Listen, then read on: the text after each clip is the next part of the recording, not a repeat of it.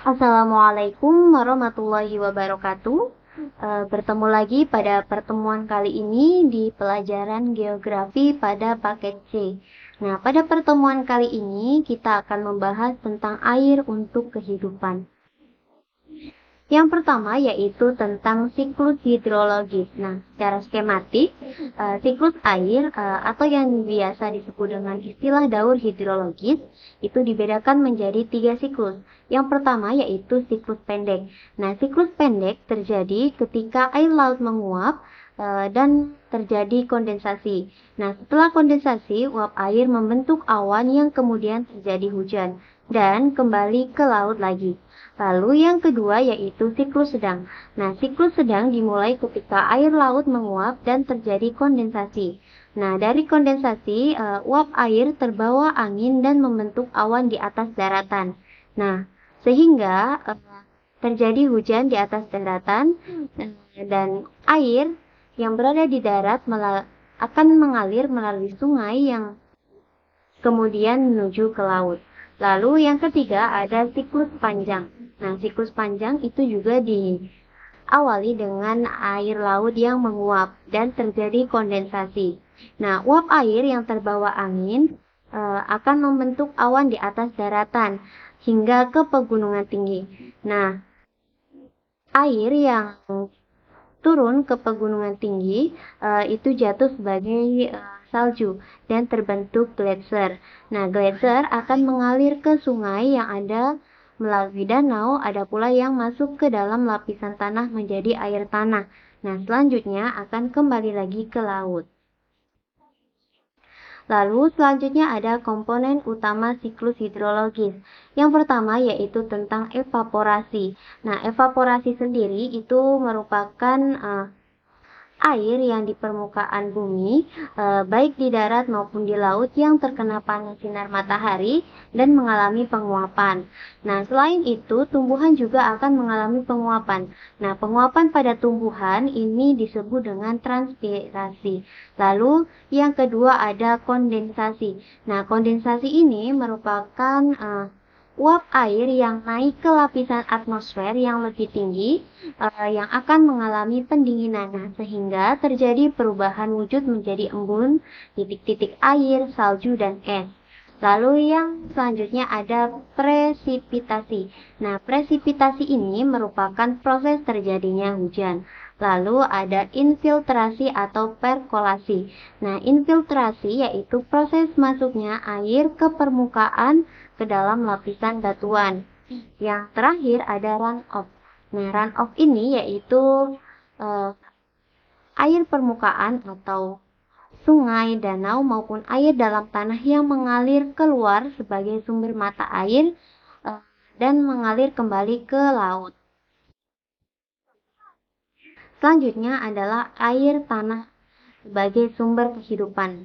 Nah, air tanah ini merupakan air yang berada di dalam tanah. Nah, untuk mendapatkan air tanah ini, kita harus melakukan penggalian atau pengeboran terlebih dahulu. Nah, contohnya yaitu sumur gali, sumur bor, atau sumur artetis. Nah, perairan darat itu merupakan semua bentuk air yang terdapat di daratan.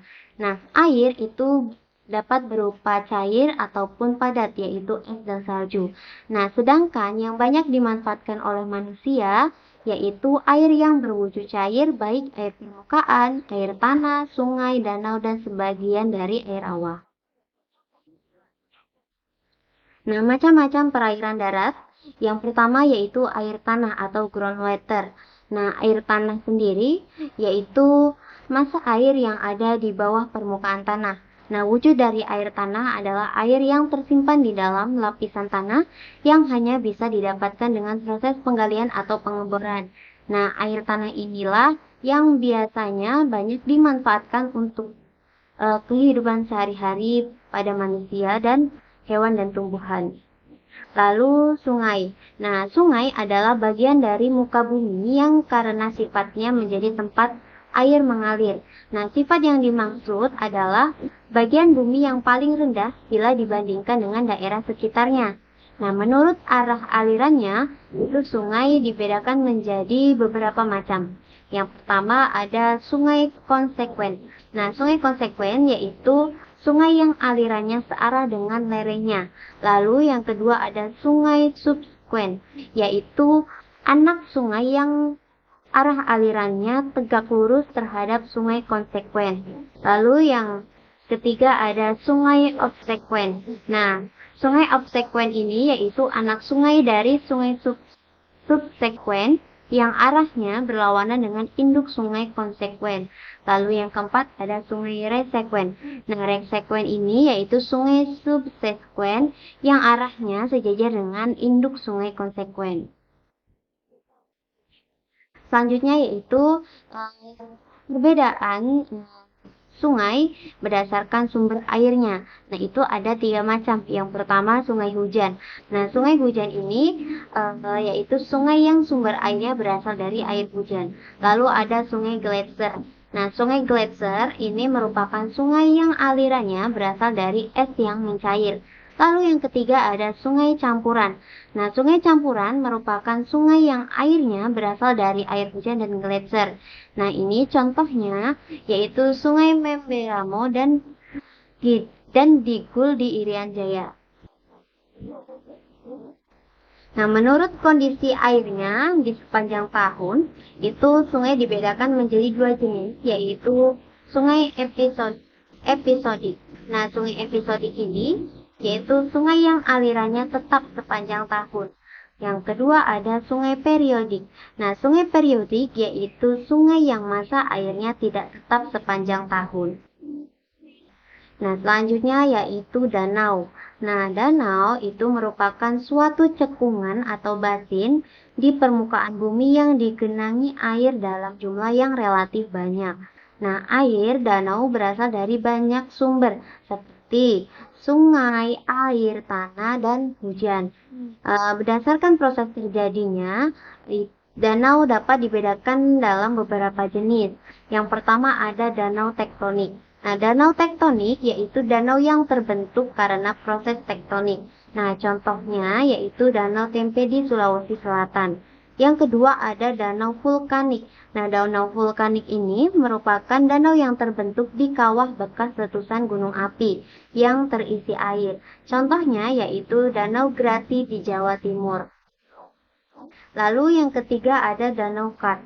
Nah, danau kars yaitu danau yang terjadi di daerah kapur sebagai hasil pelarutan batu kapur sehingga membentuk suatu cekungan. Nah, contohnya yaitu Danau Kapur di daerah Gunung Kidul, Yogyakarta.